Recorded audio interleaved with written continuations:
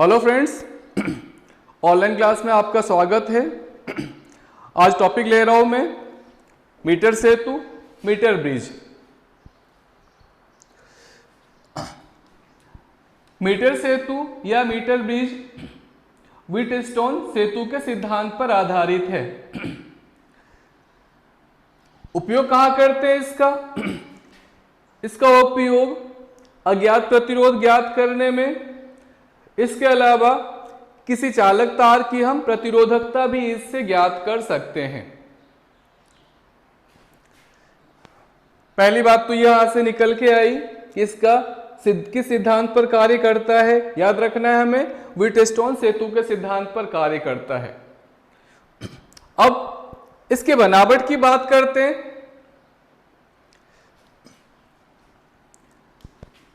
Metre सेतु में लकड़ी के एक आयताकार बेस के ऊपर, आयताकार आधार पर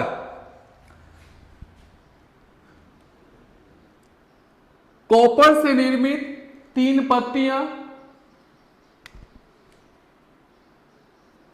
जिसमें 2 पत्तियां एल आकृति की होती हैं, चाहे तो नाम दे दें अपन इसको ए और सी, या एल आकृति की है और इनके मध्य में एक सीधी पत्ती बी जुड़े होते हैं।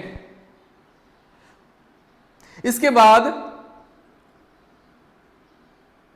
ए और बी के बीच में जो गैप है उसमें प्रतिरोध बॉक्स जोड़ते हैं, और बी और सी वाले पत्ती में जो गैप है उसमें अज्ञात प्रतिरोध, यहां पे टर्मिनल्स पेच लगे होते हैं जिसकी सहायता से अज्ञात प्रतिरोध जोड़ते हैं एस।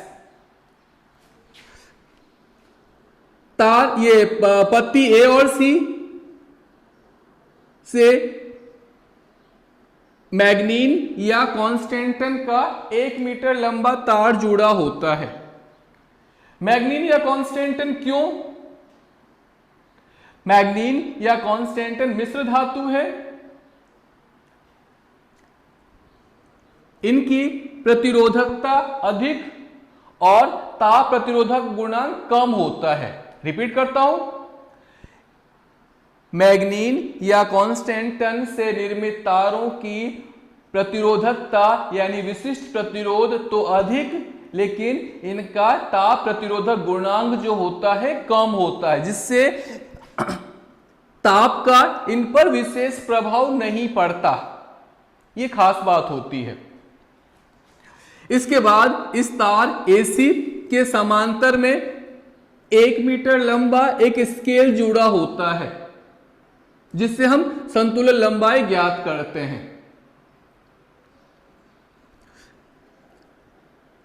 जो मध्य वाली पत्ती होती है उसके टर्मिनल बी से एक गैल्वेनोमीटर और गैल्वेनोमीटर से एक जॉकी जुड़ा होता है, जिसकी सहायता से हम संतुलन बिंदु प्राप्त करते हैं।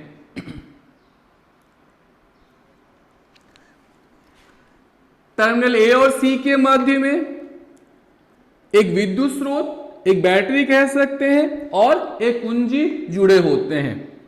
इस तरह से इसका परिपथ या फिर इसकी बनावट को हम समझ सकते हैं।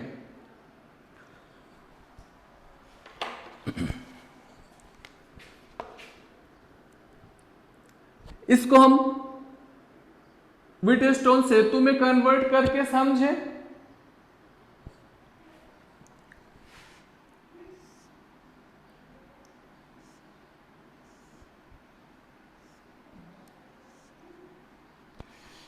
यहां प्रतिरोध बॉक्स है, इसका प्रतिरोध मैं मान रहा हूं R। यहां से अज्ञात प्रतिरोध है, यह है S। मैं इसको कन्वर्ट कर रहा हूं व्हीटस्टोन सेतु में, क्योंकि व्हीटस्टोन सेतु के सिद्धांत पर आधारित है और इसकी क्रियाविधि को हम उसी तरह से समझ सकते हैं।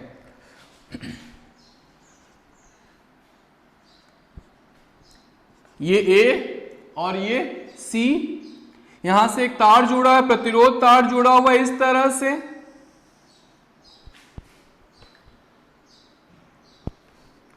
यहां एक टर्मिनल है B, इससे एक गैल्वेनोमीटर और गैल्वेनोमीटर से जॉकी, ये जॉकी यहां से फ्री होता है।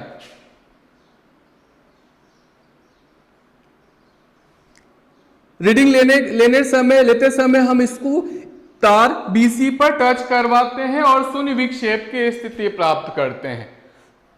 अब समझते हैं शून्य विक्षेप की स्थिति कैसे प्राप्त होगी। जैसा हमें पता है व्हीटस्टोन सेतु में क्या होता है, इस तरह का कॉम्बिनेशन है। पहले हमने लिया था P है, Q है, R है, S है। हमने लिया था P upon Q is equal to R upon S हो तो यहां विक्षेप 0 होगा। उल्टा भी कर सकता हूं मैं, जैसे यहां पर दिख रहा है, मैं इसको R, इसको S, इसको P और इसको Q, जैसे यहां पर है, ये R है, ये S है, तो यहां पर एक पार्ट होगा P जहां पे टच करवाऊंगा। जैसे मैंने यहां पे इसको यहां पे टच करवा दिया तो ये वाला पार्ट हो जाएगा क्या, P, और ये वाला पार्ट हो जाएगा Q। एक तार है, 1 मीटर का तार है और उस तार के ऊपर एक समान रूप से यूनिफॉर्मली प्रतिरोध डिस्ट्रीब्यूट है।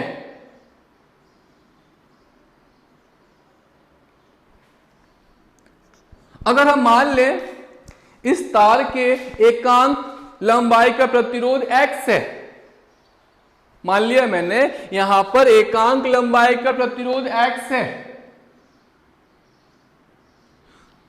या थोड़ी देर के लिए मान ले 1 है, एकांक लंबाई का प्रतिरोध 1 है, तो और यहां पर R बराबर लिया मैंने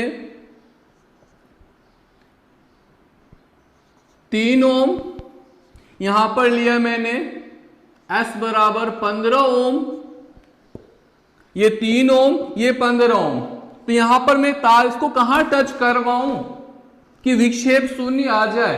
व्हीटस्टोन सिद्धांत क्या कहता है, अगर आप शून्य विक्षेप चाहते हो, अगर संतुलन की अवस्था चाहते हो, तो धारामापी में विक्षेप कितना दो, 0, धारामापी में विक्षेप 0 प्राप्त करो तो शून्य विक्षेप, तो संतुलन की अवस्था प्राप्त हो जाएगी। और उस केस में जो अनुपात इसका होगा वही अनुपात इसका होगा। तो यहां पर अनुपात कितना है, 3/15, 1/5, 3/15, 1/5, तो मुझे यहां भी 1/5 करना होगा। यहां पर मैं कितना लेंथ लूं, एक बार सोचता हूं मैं, थोड़ी मिस्टेक करनी होगी हमें तो ही समझ सकते हैं। तो मान लिया मैंने यहां पर ले लिया 25 सेमी, 25 सेमी ले लिया तो कितना ओम हुआ, ये हो गया 25 ओम। मैंने माना है 1 ओम पर एक प्रतिरोध, 1 मीटर तार पर 1 ओम प्रतिरोध है, सॉरी 1 सेमी पर 1 ओम प्रतिरोध है, तो 25 सेमी पर कितना, 25 ओम, रिमेनिंग कितना बचा, 75 ओम। क्या अनुपात 25/75 1:3 है, नहीं। थोड़ा चेंज करके देखते हैं इसको, 1 ओम और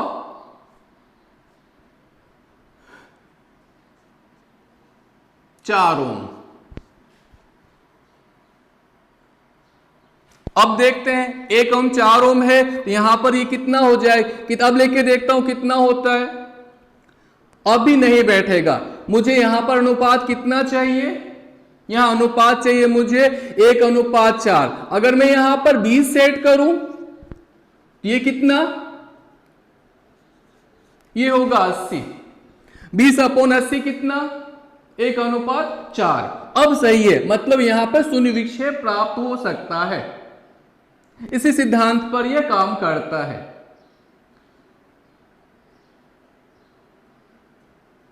आगे ये अभी तो हमने S को मान लिया था, S की वैल्यू ये है। अब अगर S अज्ञात हो, S हमें पता नहीं हो, यहां हमने ले लिया 2 ओम,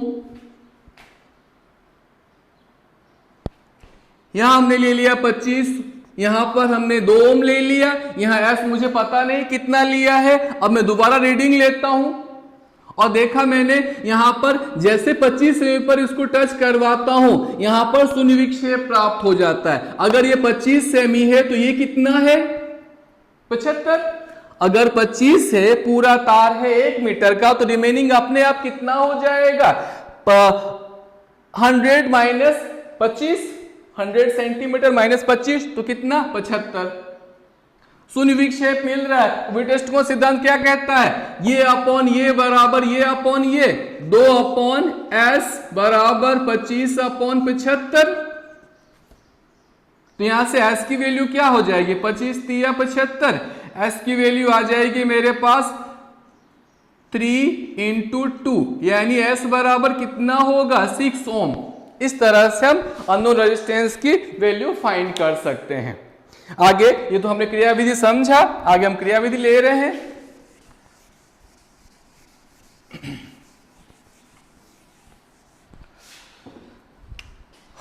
वर्किंग यानी क्रियाविधि।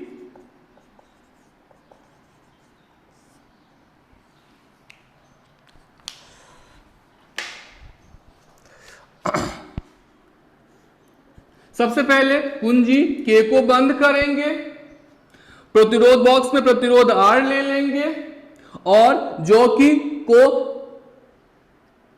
तार AC पर टच करवाकर शून्य विक्षेप की स्थिति प्राप्त करेंगे। क्या कहा मैंने? कुंजी K को बंद कर रहा हूं, प्रतिरोध बॉक्स में कोई प्रतिरोध ले लेता हूं, मान लिया R लिया हमने। अब जॉकी को तार AC पर स्पर्श कराकर शून्य विक्षेप की स्थिति प्राप्त करते हैं। अगर शून्य विक्षेप L दूरी पर प्राप्त होता है, संतुलन लंबाई अगर L है, तो रिमेनिंग कितना होगा? 100 माइनस L।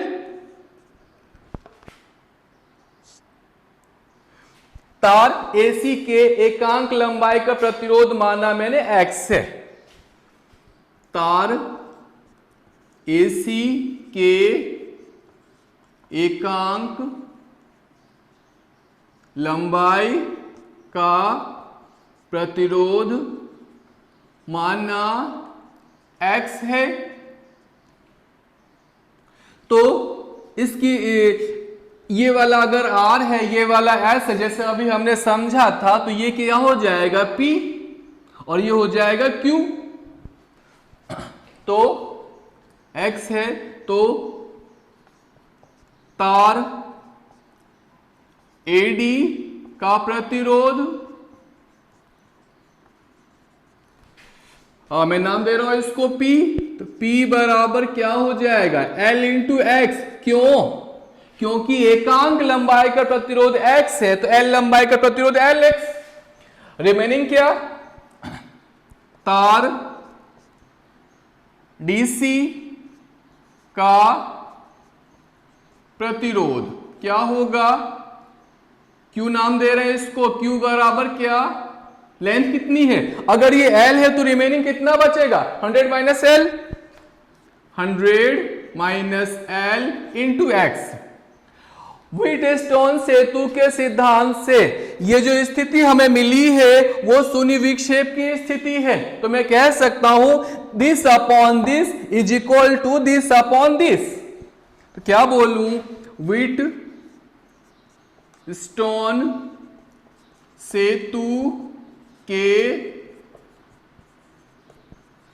सिद्धांत से संतुलन अवस्था के लिए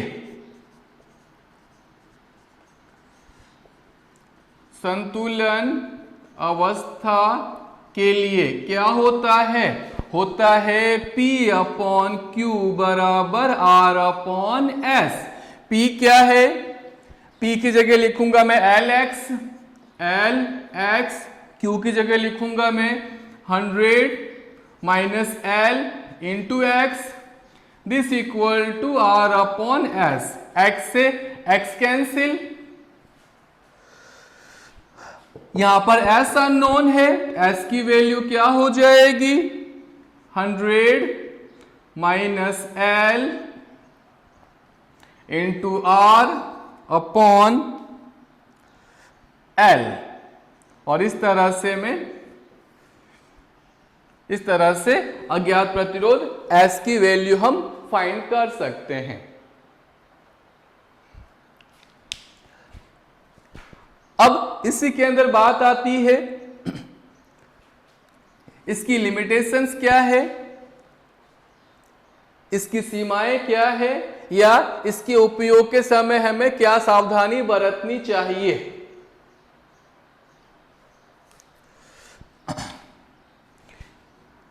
पहली सावधानी या पहली सीमाएं, यहां जो हमने पत्तियां यूज की है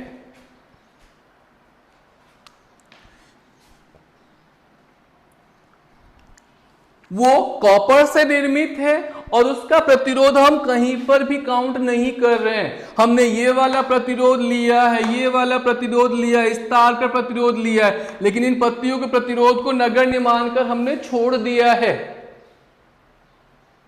लेकिन कुछ न कुछ प्रतिरोध तो इसका होता है। इससे हमें अज्ञात प्रतिरोध ज्ञात करने में कुछ त्रुटि, कुछ एरर प्राप्त होती है। उस त्रुटि को कम करने के लिए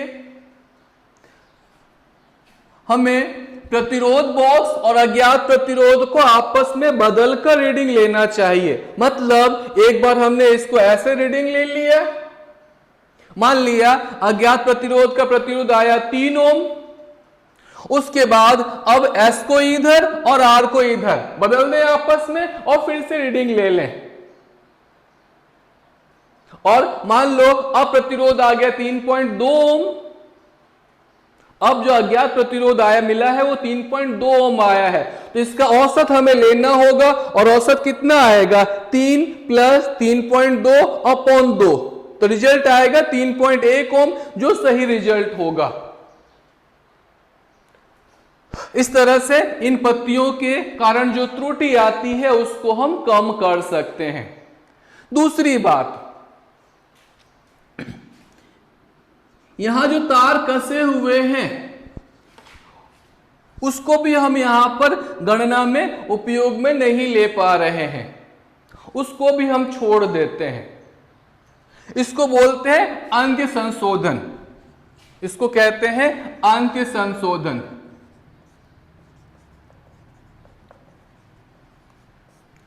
इसको भी गणना में हम शामिल नहीं कर पाते हैं और इसके कारण भी त्रुटि आती है।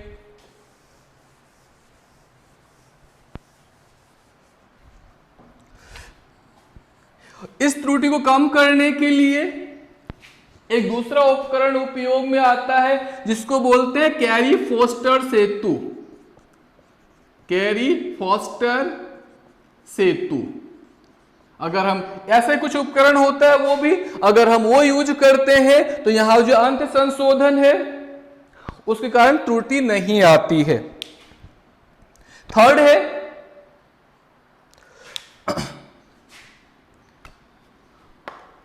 जो हम जॉकी द्वारा रीडिंग लेते हैं, रीडिंग लेते समय हमें सावधानी बरतनी चाहिए कि जैसे मेरे हाथ में ये जॉकी है, जॉकी को इस तरह से तार पे रगड़े नहीं, रीडिंग लेना है इस तरह से यहां टच करवाएं, यहां टच करवाएं, यहां टच करवाएं। अगर हम इस पे रगड़ेंगे तो जो तार है वो कहीं कहीं से घिस जाएगा, कहीं कहीं से पतला हो जाएगा, कहीं कहीं से मोटाई सामान्य रहेगी। तार के पतले होने से हमें फॉर्मूला पता है R = होता है ρL/A। तार के पतले होने से A घट गया और A के घटने से R क्या होगा, बढ़ जाएगा। त्रिज्या घटेगी, त्रिज्या से बनेगा A क्या होता है, यहां से R क्या हो जाएगा, इसके घटने से R बढ़ जाएगा। अभी हम मान के चल रहे थे सभी जगह पर इसका प्रतिरोध एक समान है, लेकिन उस स्थिति में कहीं प्रतिरोध ज्यादा कहीं प्रतिरोध कम होगा, तो इससे भी एरर यानी त्रुटि प्राप्त होंगे। और लास्ट जो ध्यान रखने वाली बात है वो ये कि जैसे हम जब रीडिंग लेते हैं तो जितने समय के लिए रीडिंग लेते हैं उतने समय के लिए हमें इसमें धारा प्रवाहित करनी चाहिए, नहीं तो तार गर्म हो जाएगा और गर्म होने से भी इसका प्रतिरोध बढ़ जाता है। ऐसे हमने मिश्र धातु का उपयोग किया है, फिर भी फर्क तो पड़ता है। सामान्य चालक की तुलना में इसका प्रतिरोध ताप के साथ कम परिवर्तित होता है, लेकिन परिवर्तित तो होता है। तो अगर हम अधिक समय के लिए इसमें धारा प्रवाहित करेंगे तो तार गर्म हो जाएगा, और तार के गर्म होने के कारण इसका प्रतिरोध बढ़ जाएगा, जिससे परिणाम त्रुटिपूर्ण प्राप्त होगा। और इस तरह से हमारी बात पूरी होती है मीटर सेतु के बारे में। Thank you.